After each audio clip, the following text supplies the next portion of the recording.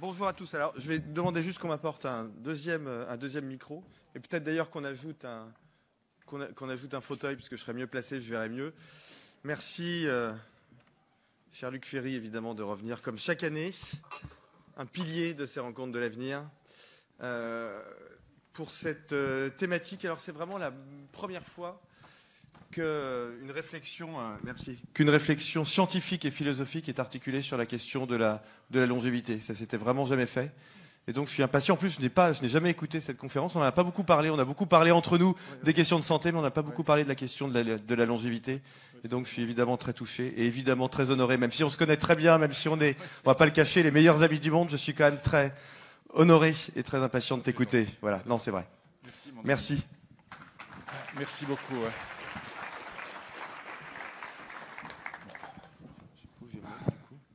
Pardon. Non, mais je vais y arriver. Vous inquiétez pas. Oh, puis on commence incroyablement à l'heure. Un grand merci, cher Nicolas, cher Pierre, ravi de te retrouver. J'ai beaucoup d'amis dans la salle. Merci à vous d'avoir la gentillesse de m'écouter sur un sujet qui est un peu étrange, qui est la question de la longévité, et la révolution, je dirais, de la longévité qui est en train de se passer aujourd'hui et qui va changer la vie des humains probablement davantage que toutes les autres révolutions que nous avons connues au cours de l'histoire humaine. Est-ce que vous auriez la gentillesse de baisser un peu la lumière? J'ai l'impression d'être au commissariat. Et en plus, dans le noir complet, je ressemble à Brad Pitt. Donc,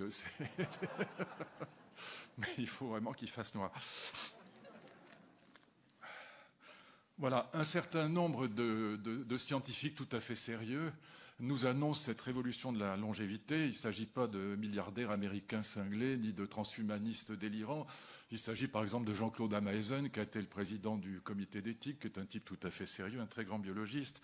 Bon, je ne vais pas les citer parce que ça va gagner du temps, mais enfin j'ai toute une série de citations de professeurs de médecine extraordinairement sérieux et qui disent qu'on est en train de vivre cette révolution de la longévité. Première remarque que je voudrais faire, ne confondez pas l'espérance de vie et la longévité. Je me suis un jour embrouillé avec mon ami Kouchner, que par ailleurs j'adore, mais sur cette question, parce que j'avais dit on n'a jamais augmenté la longévité humaine pour l'instant. Il m'a dit mais enfin, t'es cinglé, les philosophes ne comprennent rien à rien. On a évidemment augmenté la longévité humaine. Grande erreur, on a augmenté l'espérance de vie, ce qui n'a rien à voir. Et en effet, l'espérance de vie a augmenté considérablement au cours des 2 derniers siècles. Mais en gros, on meurt toujours à 100 ans. Et en gros, il faut y arriver. En plus, il faut y arriver. Aucun humain n'a vécu 150 ans. Pour l'instant, Jeanne Calment, c'est le record mondial. Alors, les chiffres de l'augmentation de la longévité humaine sont en effet impressionnants au XXe siècle. Quand Victor Hugo publie Les Misérables, dans les années 1860, l'espérance de vie est en gros de 35 ans. En 1900, elle est de 45 ans. Je vous donne les chiffres hors guerre, évidemment, parce que les guerres faussent, comme vous pouvez l'imaginer, l'espérance de vie. Elle est de 45 ans. Je vous donne la moyenne homme-femme. Les femmes vivent toujours 4-5 ans. C'est toujours le cas aujourd'hui, de plus que les hommes, parce qu'il faut un peu moins de conneries, c'est tout. Mais c'est pas très... Mais malgré tout... Comme on sait, c'est quand même des humains, donc ça finit par mourir aussi. Et donc en 1900, c'est 45 ans. À ma naissance, en 1951, hélas, l'espérance de vie n'est encore que de 62 ans. Donc je ne serai pas devant vous aujourd'hui, normalement. Et aujourd'hui, comme vous savez, elle est de 80 ans pour les hommes et 85 ans pour les femmes. Mais on meurt toujours autour de 100 ans, et encore, on a beaucoup de chance si on y arrive. En revanche, ce qui se passe aujourd'hui, ce n'est pas simplement une augmentation de la longévité, ou de l'espérance de vie, pardon, je me contredis moi-même, c'est une augmentation de la longévité. Et je voudrais vous raconter pourquoi. Ça pose 2 questions. Une question scientifique, est-ce que c'est vrai? Est-ce que c'est une blague? Est-ce que c'est de la science-fiction? Ou est-ce que c'est de la science? Est-ce que vraiment nos petits-enfants vivront 150 ou 200 ans en bonne santé, évidemment. Il s'agit de rallonger la jeunesse, pas de rallonger la vieillesse. Sinon, ça n'aurait aucun intérêt. Il ne s'agit pas de fabriquer un peuple de gâteux en fauteuil roulant, mais il s'agit de ralentir la vieillesse, ou même de faire obstacle définitivement à la vieillesse. Donc, est-ce que c'est une blague ou est-ce que c'est scientifiquement sérieux? Question scientifique. Et puis, question philosophique, est-ce que c'est souhaitable? Quel problème ça pose? Est-ce qu'on a envie de vivre 150 ans en bonne santé, 200 ans en bonne santé? Quand on pose la question aux Français, ils disent non. Mais la vérité, c'est qu'ils comprennent toujours à tort qu'on va augmenter la vieillesse. Quand on leur dit est-ce que vous voudriez vivre 150 ans, ils pensent au grand-père gâteux qui emmerdait tout le monde en racontant sa guerre de 14, et donc ils veulent pas vivre 150 ans parce qu'ils pensent qu'ils vont être très très très très vieux. Mais c'est pas ça. Il s'agit encore une fois d'augmenter la jeunesse, pas d'augmenter la vieillesse. Et donc ils répondent non, je veux pas vivre 150 ans parce que encore une fois ils comprennent mal la question. Mais quand ils se retrouvent chez le cancérologue et qu'on leur annonce une mauvaise nouvelle, ils n'ont qu'une envie, c'est quand même de continuer à vivre. Ce qui est très frappant, c'est que même les vieux n'ont pas envie de mourir la plupart du temps. Ils sont relativement très peu nombreux à vouloir mourir. Ma mère, elle a 97 ans, elle n'a aucune envie de mourir pour autant. Voyez, et donc on va augmenter cette longévité. Et pourquoi? Donc question scientifique, question philosophique. Je commencerai par la question scientifique et je vous renvoie au travail de mon ami Jean-Marc Lemaître. Vous pouvez trouver sa TED conférence, ça dure un quart d'heure, une TED conférence, c'est pas long. Jean-Marc Lemaître, qui est biologiste, qui est directeur de recherche à l'INSERM à Montpellier, et qui a fait cette petite conférence qui est tout à fait remarquable sur la longévité, aging, comme on dit en bon français, sur la lutte contre le vieillissement. Et c'est extrêmement intéressant. Il est dans le sillage de Yamanaka, Shinya Yamanaka, qui est le prix Nobel de médecine 2012, médecine et biologie 2012, qui est, comme son nom l'indique, japonais. Et je vous signale d'ailleurs que Jeff Bezos, qui n'est pas non plus totalement un illuminé, donc qui est l'homme le plus riche du monde, comme vous savez, Jeff Bezos vient d'investir 200 millions de dollars dans une entreprise qui est destinée justement à lutter contre le vieillissement, qui est destinée à ce qu'on appelle la reprogrammation cellulaire, dont je vais vous parler dans un instant. Et il a recruté comme patron de la recherche dans cette entreprise, justement, Yamanaka, qui est ce prix Nobel de médecine et de biologie 2012.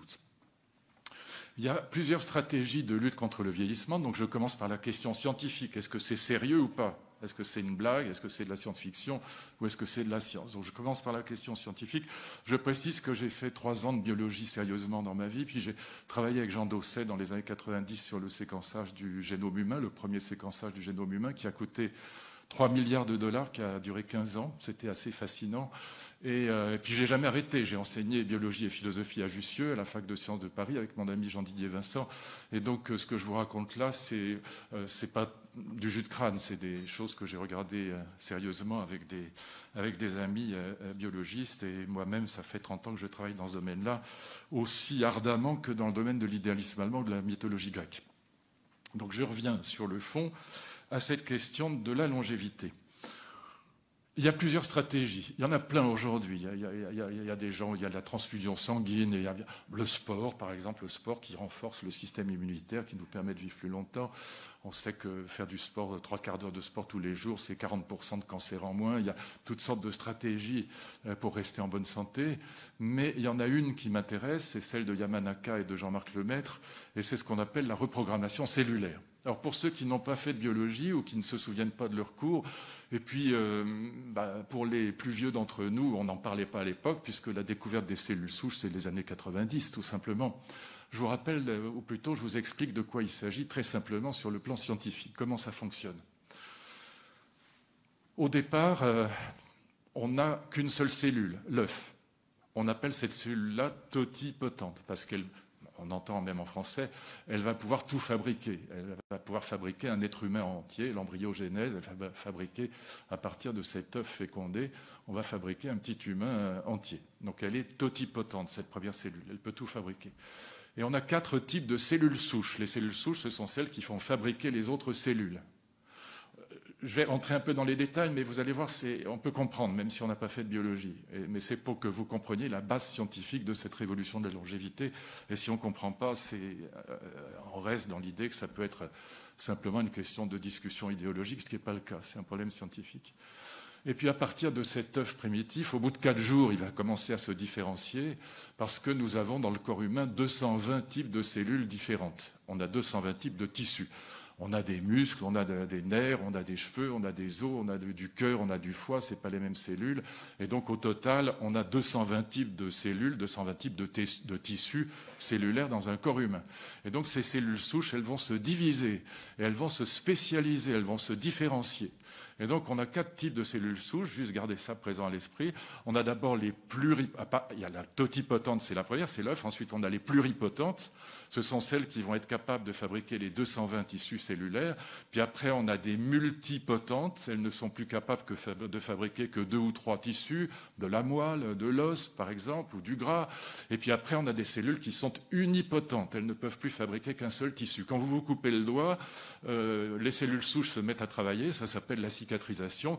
Mais ces cellules souches, elles ne sont qu'unipotentes. Elles ne peuvent fabriquer que le tissu qui a été lésé. Par exemple, la peau ou les fibroblastes, peu importe les détails.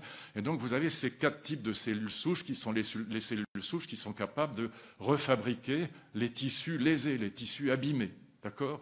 Et donc, Yamanaka, il est parti de là. Yamanaka, ce chercheur japonais, en 2007, il va avoir le prix Nobel en 2012, mais en 2007, il part de là en se disant « c'est très embêtant ce qu'on fait aujourd'hui parce qu'on congèle les embryons ». Vous vous souvenez, on congelait des embryons, on congelait les cordons ombilicaux, qui sont d'ailleurs moins performants que les embryons, mais parce que les embryons gardaient quand même des cellules souches massivement, et donc on congelait les embryons pour faire de la médecine réparatrice. Et ça posait des quantités de problèmes éthiques parce que malgré tout, notamment les catholiques disaient les embryons, c'est quand même des petits humains. Alors c'est des humains potentiels, d'accord, mais c'est quand même des humains.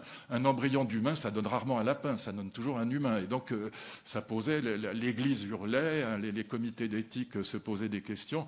Et Yamanaka se dit, mais ce serait génial si on était capable de reprogrammer les cellules différenciées, donc ces 220 types de cellules, si on pouvait les reprogrammer en cellules souches originaires, en pluripotentes, ce serait l'idéal, en pluripotentes parce qu'on pourrait refabriquer les 220 tissus quand ils sont abîmés, quand ils sont lésés ou quand ils vieillissent, tout simplement.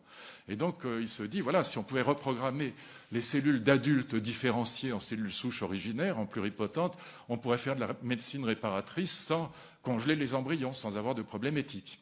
Et donc, il réfléchit, et là, c'est assez génial quand on regarde comment il a pensé les choses sur le plan de la recherche scientifique. C'est un exemple absolument fascinant de recherche scientifique intelligente. Il se dit, voilà, il regarde les cellules différenciées, il prend ce qu'on appelle des fibroblastes, les cellules de la peau. Et donc, il regarde ces cellules différenciées, et puis il s'aperçoit que dans ces cellules différenciées, pour faire la différenciation à partir de la cellule souche originaire, eh bien, il y a des gènes qui ont été inhibés, qui ne s'expriment plus, et puis il y en a d'autres qui sont surexprimés. Et il se dit, il en voit 25 qui sont différenciés. Il se dit, bon, si je réussissais, par exemple, à réexprimer les gènes qui ne sont plus exprimés dans ces cellules, peut-être que j'arriverais à les rendre pluripotentes, comme au départ. Et il trouve 4 gènes qui sont ce qu'on appelle les facteurs Yamanaka aujourd'hui. Il trouve 4 gènes qu'on peut réexprimer, qui sont inhibés dans les cellules de la peau, les fibroblastes, et du coup, il réussit à reprogrammer ces cellules d'adultes en cellules souches originaires et faire de la médecine réparatrice, qu'on fait d'ailleurs très bien à Nice, les patchs cardiaques ou cette sorte de choses. Et donc, il réussit à inverser. Alors, c'est ça qui est important. Pour la première fois dans l'histoire de l'humanité, on ne se contente pas de ralentir le vieillissement avec des crèmes de chez L'Oréal, mais on l'inverse, le vieillissement. C'est ça qui est nouveau.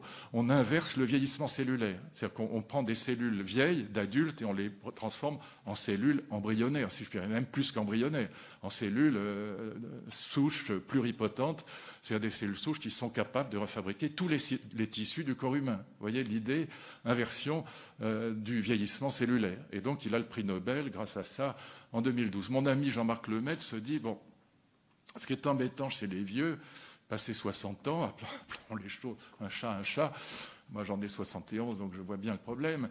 Et donc on développe dans son corps des cellules que et rassurez-vous, j'ai presque fini la partie scientifique, mais il faut comprendre, sinon ça n'a pas grand intérêt. On développe dans notre corps des cellules qu'on appelle les cellules sénescentes.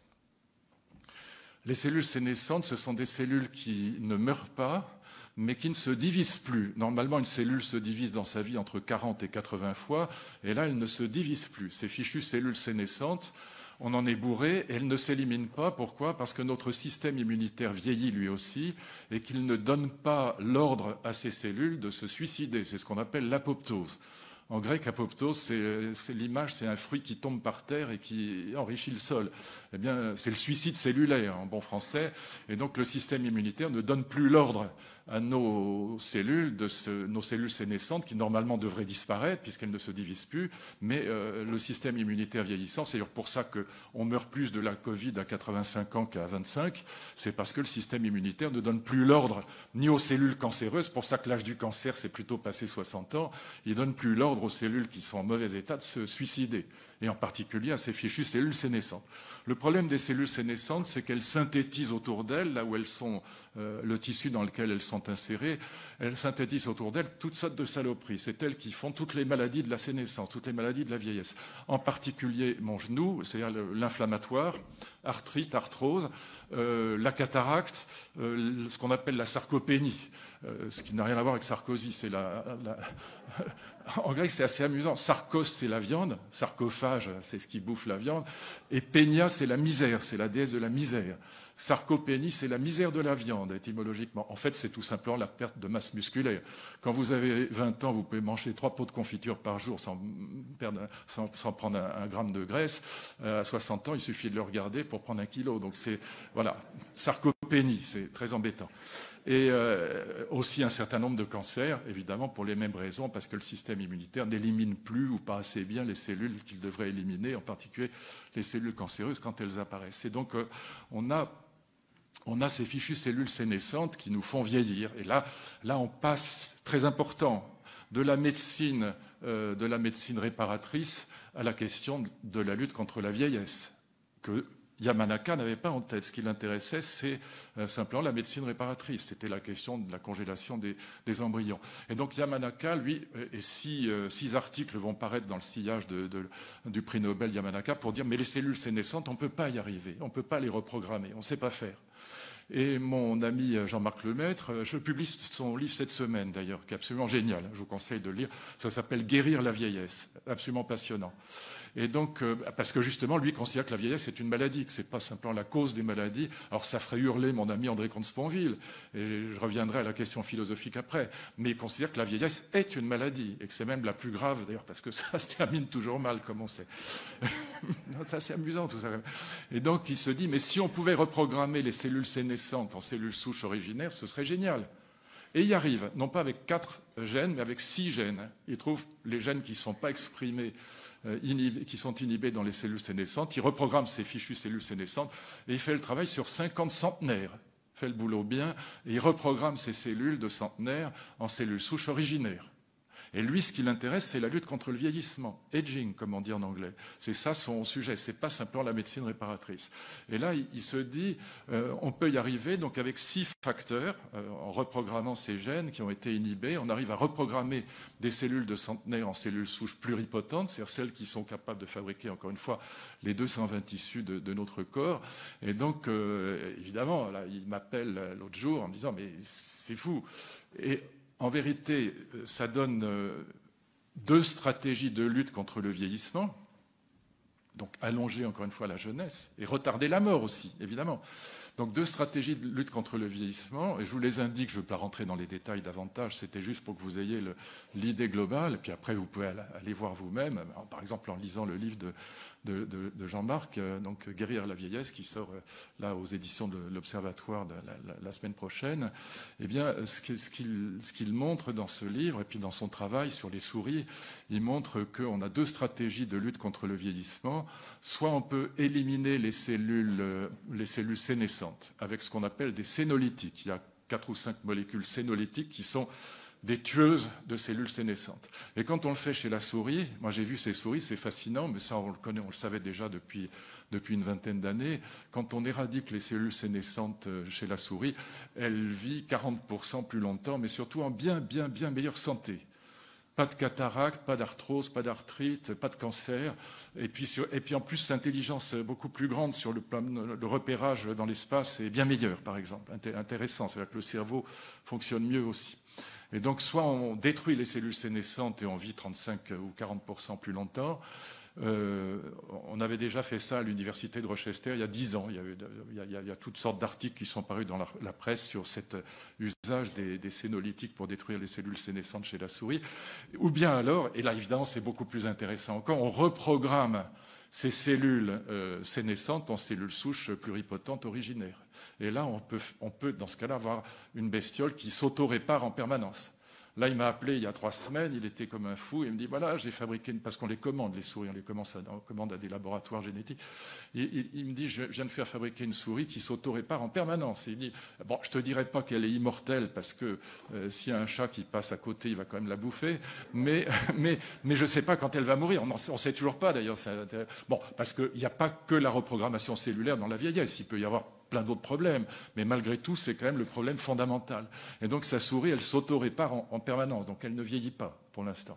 Le modèle, c'est le râteau-pnu, je ne vais pas rentrer dans le détail, mais ce petit rat qui vit est l'équivalent pour nous de 600 ans, si on le compare à son plus proche cousin, et qui ne prend jamais aucune maladie. On a beau lui injecter des cellules cancéreuses, il n'en veut pas. On ne sait pas encore pourquoi, mais évidemment, on regarde cette infrastructure génétique de ces animaux pour voir comment on pourrait éventuellement transposer à l'être humain. Je ne rentre pas davantage dans les détails parce que ce serait trop long, mais là aussi c'est très intéressant comment on procède dans la recherche scientifique. C'est très amusant de voir que il a pris les cellules sénescentes, il a fait comme Yamanaka, et puis voilà, il a regardé quels étaient les gènes qui étaient inhibés, et puis il s'est demandé en les réexprimant les uns après les autres. Alors évidemment c'est un travail assez long parce qu'on isole des variables en permanence, mais comment on pouvait réussir à reprogrammer des cellules sénescentes en cellules souches originaires, et puis là il réussit. Voilà, donc il y a vraiment là quelque chose d'absolument extraordinaire. J'ajoute aussi que, sauf erreur de ma part, en tout cas c'est ce que j'ai lu dans la presse, mais je crois que c'est vrai, Bernard Arnault a investi lui aussi dans l'équipe de Yamanaka. Et moi je conseille aux milliardaires français d'investir dans l'équipe de Jean-Marc Lemaître parce qu'il est encore plus en avance que Yamanaka qui pensait qu'on ne pouvait pas reprogrammer les cellules sénescentes. Donc on a là une révolution de la longévité, et cette révolution de la longévité, elle est vraiment en marche. C'est pas du tout, mon ami Pascal Bruckner disait c'est un fantasme de milliardaire, mais le problème c'est que quelquefois il faut quand même aller au fait, comme dit Régis Debray, il faut regarder un peu la science. Et si on ne regarde pas ce qui se passe sur le plan scientifique, la philosophie ne suffit pas. Le jus de crâne, ce n'est pas suffisant. Il faut savoir quand même de quoi on parle aussi de temps en temps. Quand on ne sait pas ce que c'est qu'un gène ou une reprogrammation, on ne peut pas parler de ces questions-là de manière un tant soit peu sérieuse. Ce n'est pas raisonnable de parler du vieillissement si on n'a jamais fait 3 mois de biologie dans sa vie. Ça n'a pas de sens. Je vous cite par exemple ce que dit Hélène Merle-Bérard, qui est professeure de médecine à l'Université de Paris-6 et qui a dirigé pendant très longtemps le service d'hématologie de la Salpêtrière. Donc c'est quelqu'un là aussi scientifique, archi sérieuse. En ce début du XXIe siècle, la maladie et le vieillissement ne sont plus une fatalité. Il est légitime de prétendre à une vie plus longue, plus agréable, sans souffrance ni handicap. La mort de la mort, selon la formule et le titre d'essai éponyme du chirurgien urologue Laurent Lessiandre, est en marche. La quête de la fontaine de jouvence n'est plus un mythe. La défaite du vieillissement est à notre portée dès la prochaine génération.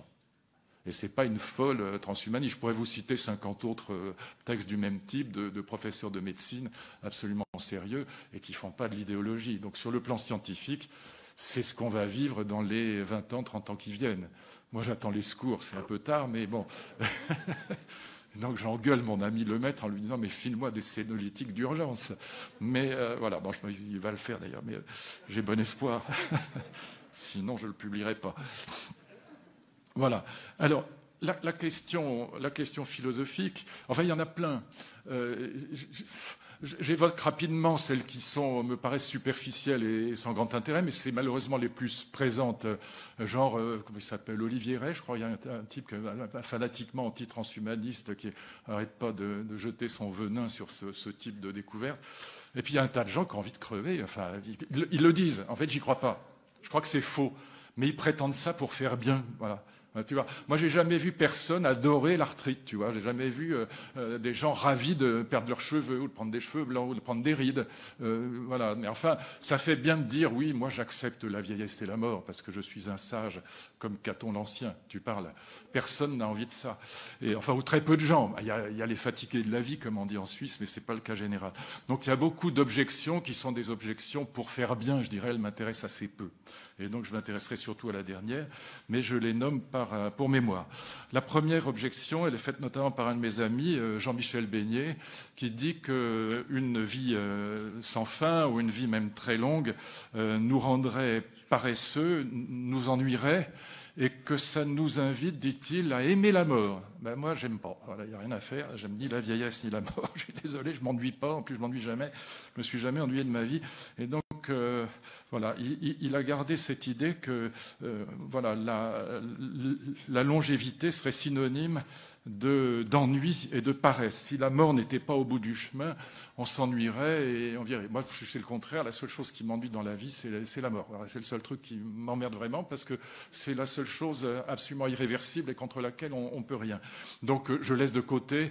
Je vous renvoie à son livre. Il a écrit un livre d'ailleurs avec Laurent Alexandre sur ce sujet où il explique que si on ne mourrait pas, on ne vivrait pas d'une certaine manière. Je pense exactement le contraire, mais à vous de voir. Si vous aimez la vieillesse et la mort, c'est votre choix. Là, c'est une question, ça ne se discute pas. Un sentiment ne se discute pas, ne se réfute pas. C'est ni vrai ni faux. Donc, je laisse tomber. La deuxième remarque, c'est qu'il y aura des inégalités. Alors, ça m'était fait souvent par des médecins quand je parlais de ces questions qui disent, voilà, il va y avoir des inégalités économiques par rapport à cette possibilité d'accéder à cette longévité plus grande parce que ça coûtera cher. Ben, c'est faux, simplement, ça ne coûte pas cher.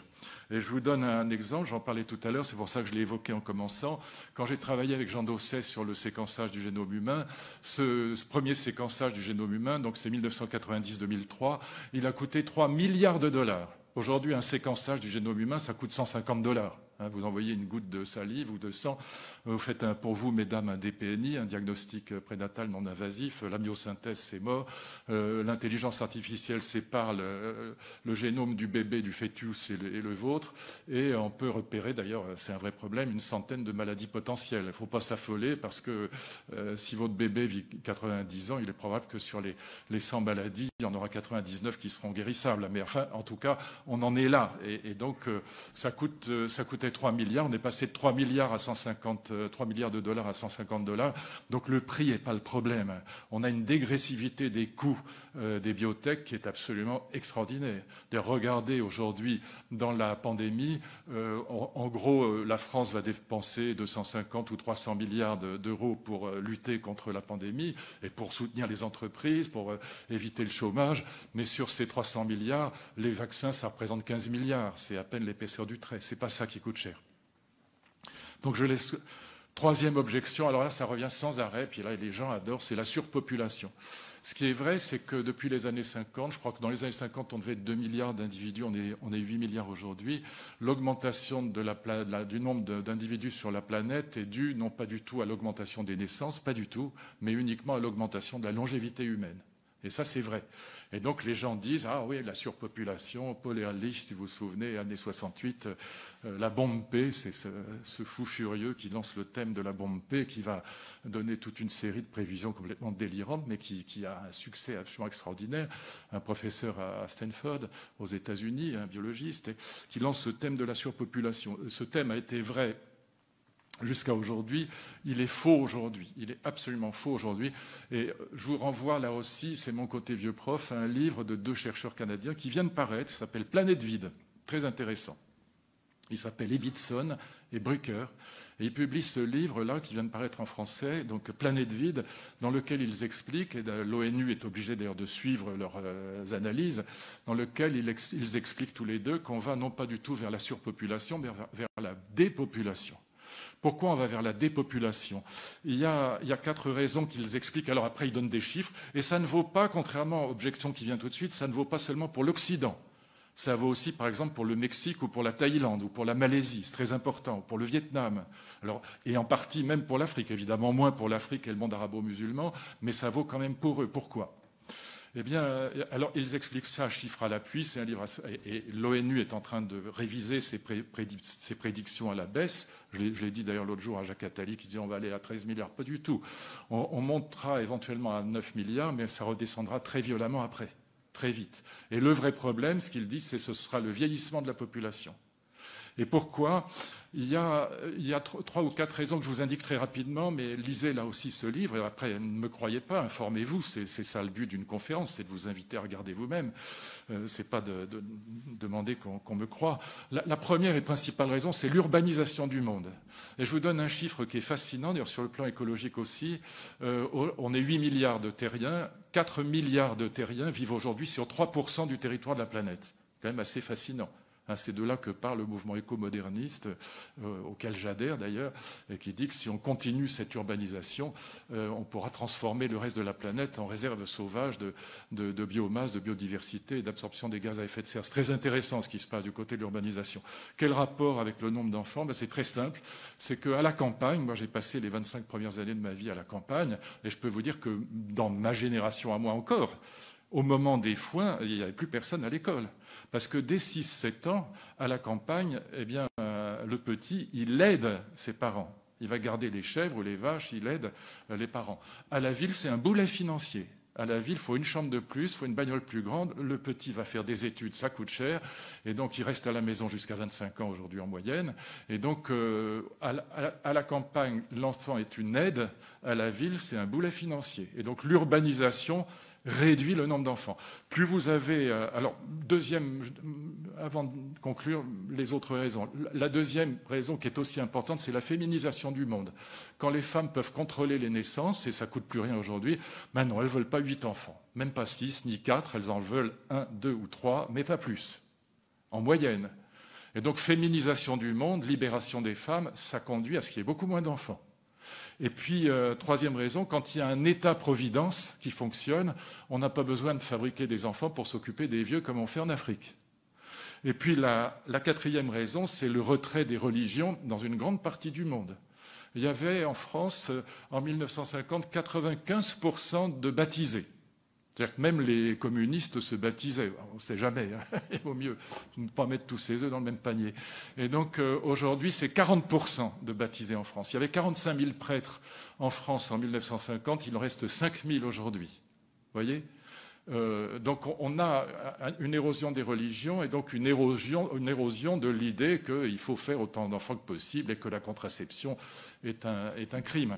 Donc ces 4 raisons font que plus un pays a ces 4 caractéristiques, moins il y a d'enfants. Exemple, l'Allemagne, 1,2. Et donc là, on a un pays dans lequel il y a très peu d'enfants. L'Allemagne est très dense. Presque 2 fois plus dense que la France, pas tout à fait, mais enfin j'arrondis. Féminisation évidemment en marche, État-providence extrêmement riche et présent, et retrait des religions. Et donc c'est l'avenir du monde. Donc ce qu'ils expliquent de manière extrêmement convaincante, puis après ils prennent tous les chiffres de tous les instituts de démographie au monde, c'est qu'on va plutôt vers 6 milliards que vers 13 milliards. Très intéressant. C'est le contraire de tout ce qu'on a pensé, moi aussi. Je ne prétends pas être plus malin que les autres. J'ai cru à la thèse de l'augmentation indéfinie de la population, mais ce n'est pas vrai. Et le dernier point, c'est celui qui m'intéresse, c'est sur le plan philosophique. Et là, c'est la vraie discussion. Je ne veux pas parler trop longtemps, mais sur le plan philosophique, c'est évidemment le problème de fond. Ce que disent aujourd'hui les écologistes, Pierre Rabhi vient de mourir, c'était sa thèse principale, ce que disent beaucoup d'écologistes, mais pas seulement. La psychologie positive, les théories du développement personnel, vous trouvez ça dans les idéologies du bonheur un peu partout. La sagesse, ça consiste à prendre la nature comme modèle. La nature est un modèle moral. La nature est un modèle qu'on doit imiter, y compris sur le plan intellectuel et moral. Grande idée. Et vous trouvez cette idée dans toutes les sagesses anciennes, en particulier chez les stoïciens, évidemment, mais partout, même chez Platon et Aristote, le cosmos, l'ordre cosmique est un modèle moral. La vie bonne, c'est la vie en harmonie avec l'harmonie du cosmos chez les Grecs. Déjà chez Ulysse, dans l'Odyssée d'Homère, toute l'histoire de l'Odyssée d'Homère, c'est l'histoire d'un malheureux roi d'une petite cité qui va passer 20 ans de son existence à chercher à s'ajuster à ce qu'Aristote appelle son lieu naturel dans l'ordre cosmique. La vie bonne, c'est la mise en harmonie de soi avec l'harmonie du monde. Et dans ce cas-là, il faut respecter la nature. Ça veut dire quoi? La sagesse, ça consiste à se conduire comme un jeune quand on est jeune, comme un adulte quand on est parent et qu'on est adulte, et comme un vieux quand on est vieux, qui doit accepter la vieillesse et la mort. C'est merveilleusement exposé par un petit livre de Cicéron. J'ai toujours détesté Cicéron, mais c'est pas grave, c'est la quintessence de la sagesse stoïcienne, donc c'est toujours intéressant à lire. Et lisez Cicéron, le De Senectute, de la vieillesse, extraordinaire. Première phrase du De Senectute de Cicéron, on croirait que c'est un débat avec les transhumanistes d'aujourd'hui. Est-ce qu'une vie de 800 ans serait supérieure à une vie de 80 ans? C'est pas moi qui l'invente, c'est la première phrase du De Senectute. C'est quand même marrant. Donc ça vaut le coup d'aller regarder. Et voilà, réponse de Cicéron, je vous la lis, mais vous savez, oui, j'ai le temps. Il y a 5 réponses à la question de la vie bonne dans l'histoire de l'humanité. 5 réponses. Elles sont toujours liées à l'idée d'harmonie et à la lutte contre la mort. 1. Les Grecs, mise en harmonie de soi avec l'harmonie du cosmos. Et comme le cosmos est éternel, vous êtes comme un petit fragment de puzzle qui s'ajuste au tableau d'ensemble. Et vous devenez un fragment d'éternité. C'est ça l'idée grecque, fondamentalement. La doctrine du salut grec, elle est là. Ulysse, à Ithaque. Deuxième réponse, non. La vie bonne, ce n'est pas la mise en harmonie de soi avec l'harmonie cosmique, c'est la mise en harmonie de soi avec les commandements divins. C'est la réponse des grandes religions. Et ça vous donne l'immortalité si vous faites bien. Troisième réponse, c'est la réponse de la res publica, de la démocratie, du droit moderne. Ma liberté doit s'arrêter là où commence celle d'autrui. C'est la mise en harmonie de soi, non pas avec le cosmos, non pas avec le divin, mais avec les autres humains. Et si j'apporte ma petite pierre au progrès humain, la pierre répondant à la pierre, on inscrira mon nom dans le marbre des édifices publics. Et c'est l'immortalité laïque qui apparaît. Religion de salut terrestre. Quatrième réponse, celle de Nietzsche, sera repris par Freud et puis par la psychologie positive aujourd'hui. Non, non, disent-ils, la vie bonne, ce n'est pas la mise en harmonie de soi avec le cosmos, avec le divin ou avec les autres, mais avec soi-même, psychanalyse, s'harmoniser avec soi-même pour être en bonne santé. Et moi, je pense que la vraie réponse, c'est la mise en harmonie de soi avec ce qu'on aime, c'est le plus difficile. Mais je laisse ça de côté, ce serait une autre conférence qui est liée à l'histoire de la révolution de l'amour. Mais pour les anciens, c'est pour ça que je vous rappelais ces réponses, pour les anciens, la vie bonne, c'est la mise en harmonie de soi avec la nature. Être vieux quand on est vieux, jeune quand on est jeune, point final. Cicéron, je vous lis le texte de Cicéron. Pourquoi diable la vieillesse serait-elle moins pénible à celui qui vit 800 ans qu'à celui qui se contente de 80 ? Nous sommes sages tant que nous suivons la nature comme un dieu. Panthéisme, oui, c'est assez génial. Hein, c'est le meilleur des guides. Il serait d'ailleurs peu vraisemblable qu'ayant admirablement agencé les autres âges de la vie, elle ait bâclé le dernier acte comme le ferait un dramaturge sans talent. Il fallait seulement qu'il y eût une fin qu'à l'instar des baies et des fruits, la vie devint elle-même à son heure blette avant de tomber à terre. Apoptose. Tout cela, le sage doit l'accepter avec sérénité. Prétendre résister à la nature n'aurait pas plus de sens que de vouloir lutter contre les dieux, comme voulurent le faire les géants. Allusion à la gigantomachie, je laisse ça de côté, dans la mythologie. Continuons le texte de Cicéron. Contentons-nous, dit-il, du temps qui nous est donné à vivre, quel qu'il soit. Une existence même courte est toujours assez longue pour qu'on puisse y vivre dans la sagesse et l'honneur.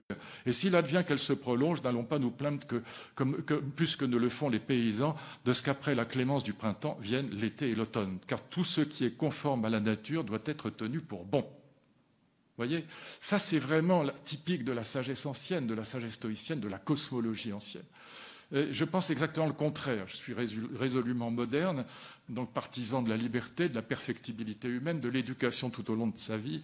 Et je pense que le seul obstacle à l'éducation tout au long de la vie, c'est-à-dire la perfectibilité infinie, le seul mur, c'est la vieillesse, c'est la mort, évidemment. C'est ça qui nous empêche de continuer à progresser.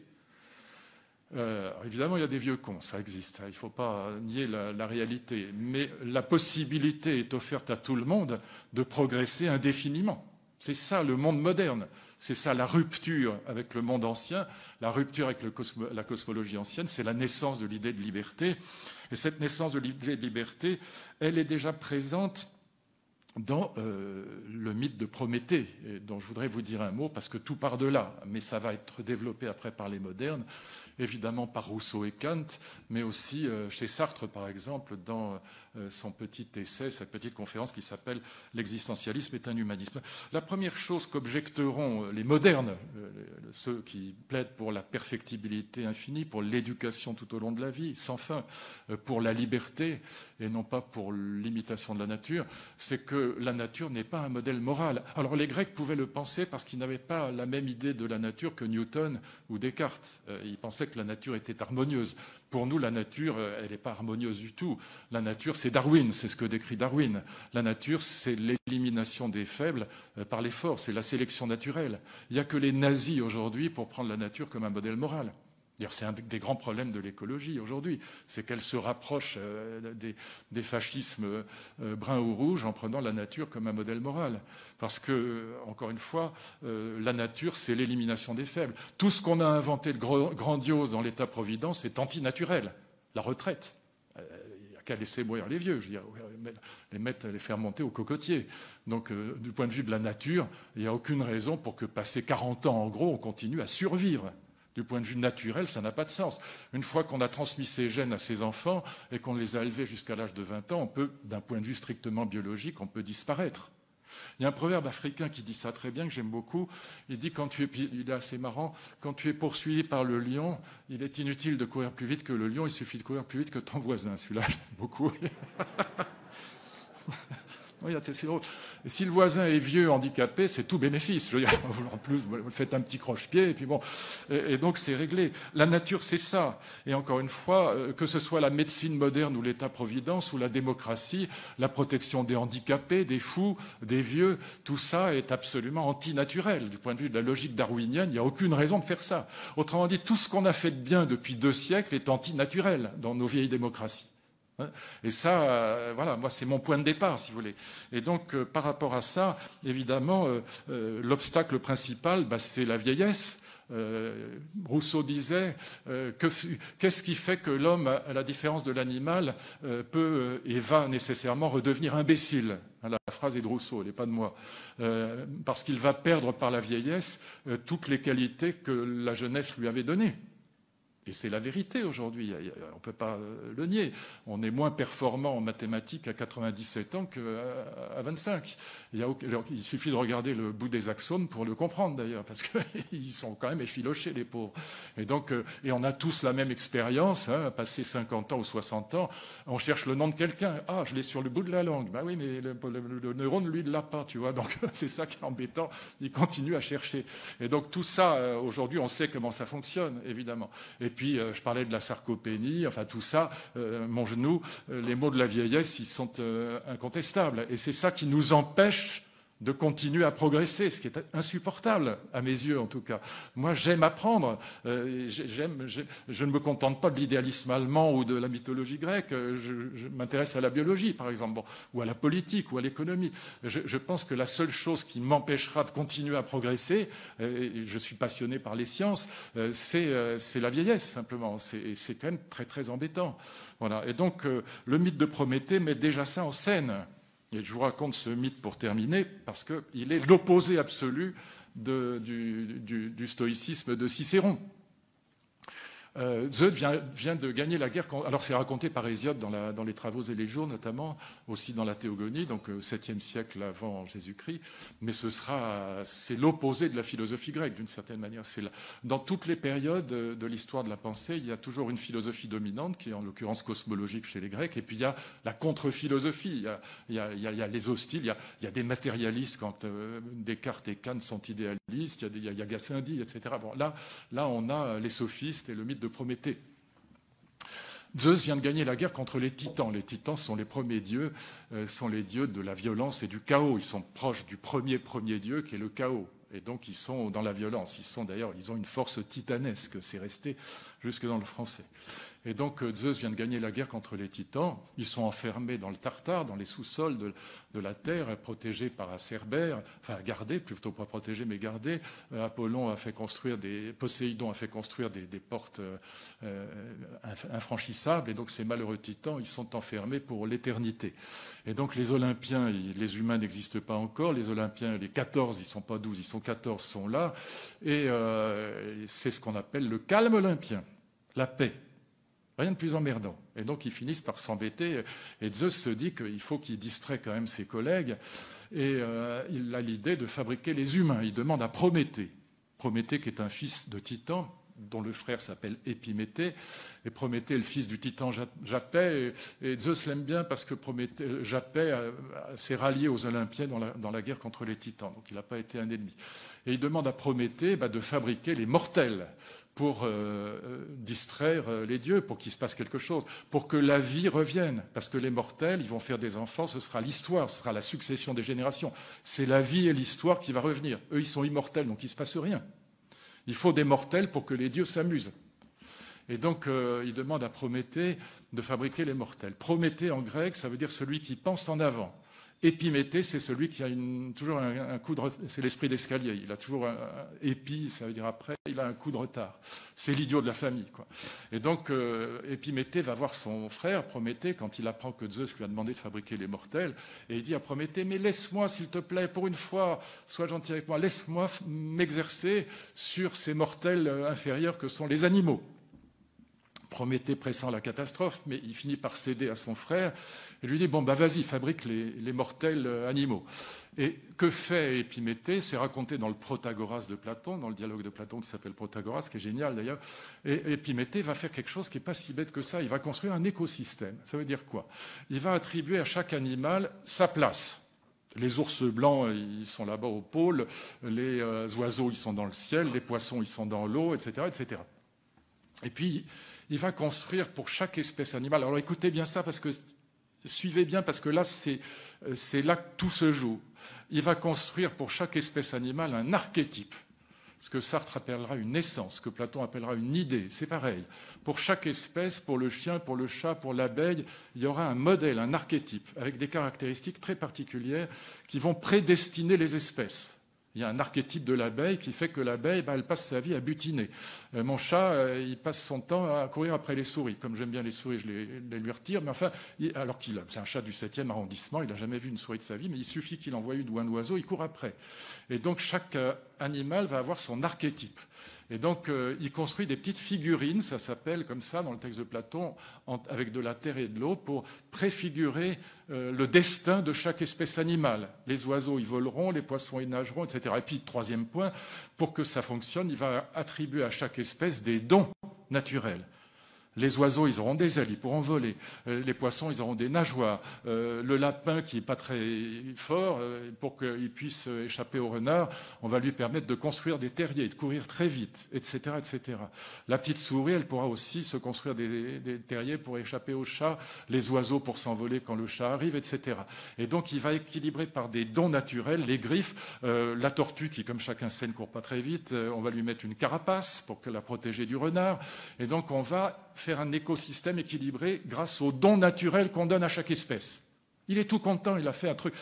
Ils ont une place, ils ont un modèle et ils ont des dons naturels qui leur permettent de vivre les uns par rapport aux autres et qu'aucune espèce ne soit détruite par aucune autre.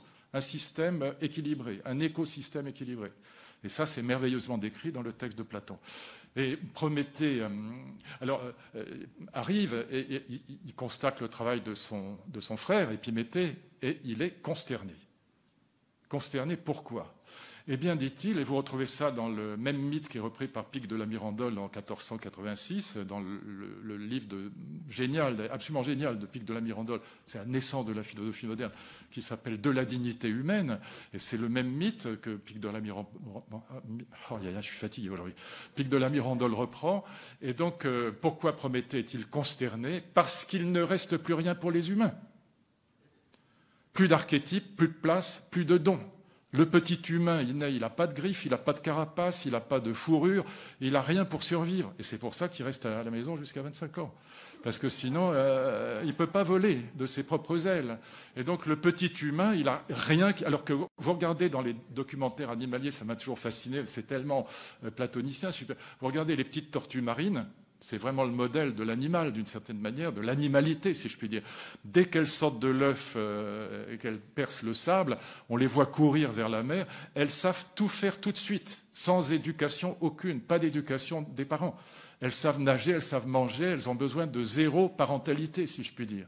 à la différence des petits humains. Pourquoi? Parce qu'elles ont tout de suite, elles sont comme dans les poupées russes, elles sont parfaites, elles sont exactement comme des tortues adultes, elles ont tout ce qu'il faut pour vivre.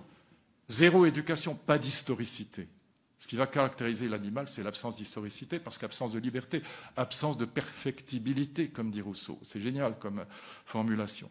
Et donc, évidemment, Prométhée est consterné. Et qu'est-ce qu'il va faire, Prométhée? Là, vous connaissez la suite du mythe, je crois que tout le monde la connaît. Il va voler les techniques dans l'antre d'Athéna, et il va voler le feu chez Héphaïstos, dans la forge d'Héphaïstos. Il va donner, on dit les armes, mais c'est les techniques, en fait. Il va donner les techniques aux humains, et le feu aux humains, pour que, n'ayant pas de fourrure, ils fabriquent des vêtements, n'ayant pas de terrier, ils fabriquent des maisons, n'ayant pas de place dans l'eau, ils fabriquent des bateaux, n'ayant pas de griffes, ils fabriquent des armes, et on a déjà le mythe d'Icare, où on peut s'envoler dans le ciel. Et donc, l'être humain va être condamné à inventer sa vie, ça s'appelle la liberté. Il va être obligé d'inventer son destin. La petite souris ou l'abeille, elle ne peut rien faire d'autre que de butiner. Elle ne sait rien faire d'autre. Elle est contrainte à ça par la nature, l'instinct naturel. Comme dit Rousseau de manière géniale, dans l'être humain, la volonté parle encore quand la nature se tait.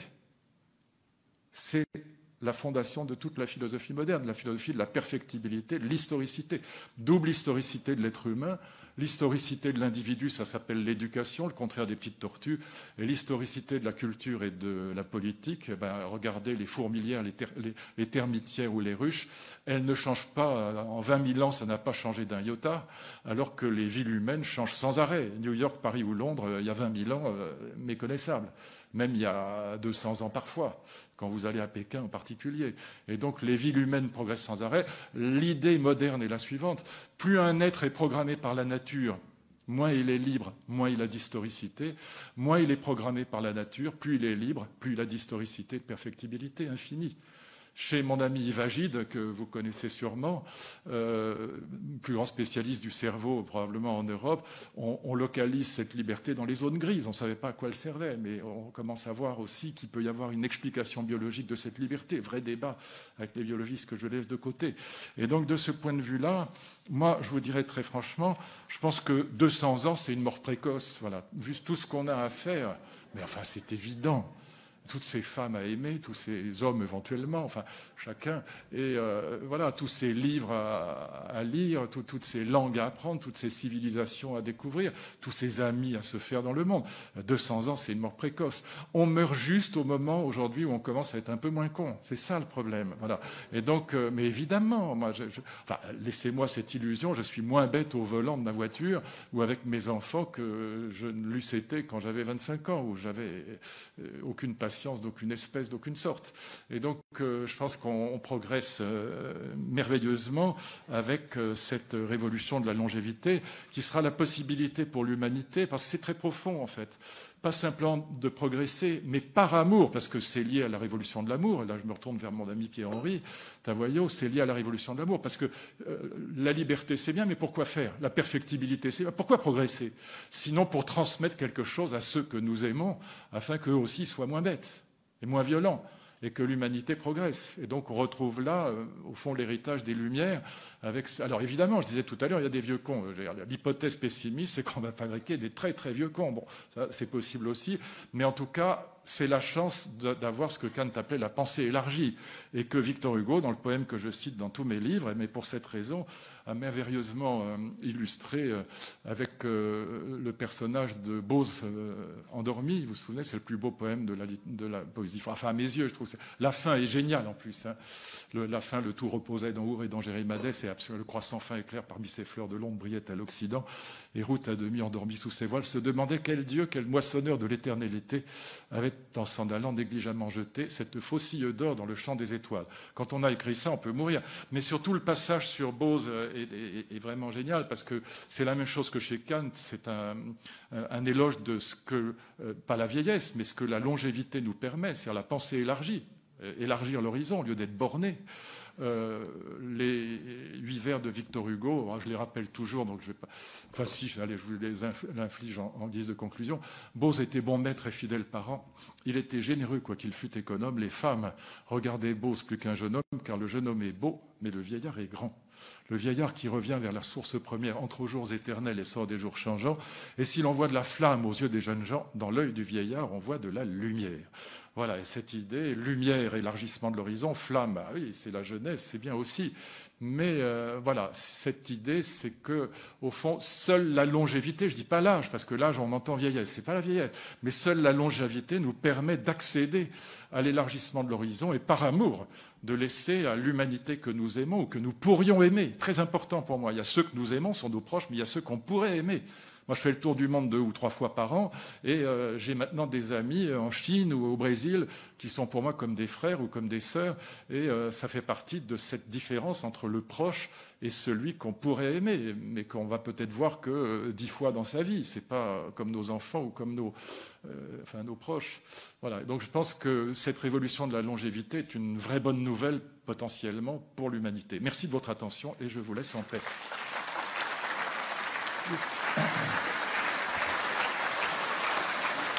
Voilà. On peut prendre 2 questions? Oui, bien sûr. J'ai 20 minutes encore, ça marche pas. Ce que tu veux. Ouais. Il nous reste 5 minutes et je conclurai en 30 secondes ensuite. On a le temps pour 2 questions, si tu en es d'accord. On va prendre 2 questions.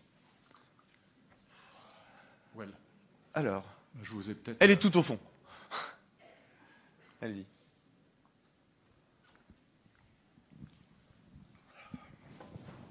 Oui. Bonjour monsieur. Vous avez parlé de la longévité en ce qui concernait, vous avez pris comme exemple les tortues.